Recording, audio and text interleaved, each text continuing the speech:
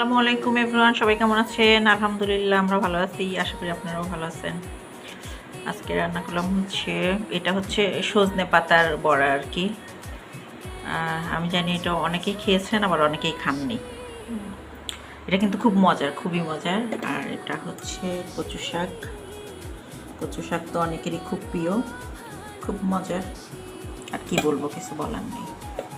আর এটা হচ্ছে বাতাসি মাছের ভর্তা, বাতাসি শুটকি মাছের ভর্তা আর কি।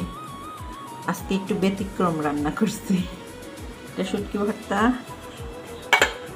এটা হচ্ছে কচু শাক, আর এটা হচ্ছে সজনে পাতার বড়া। এই বড়াটা কারা কারা খেয়েছেন জানাবেন তো। আর এটা হচ্ছে আমডাল।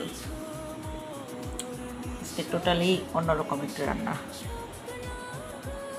তবে প্রত্যেকটাই খুব মজার, খুবই মুখরোচক। Thank you for watching my video.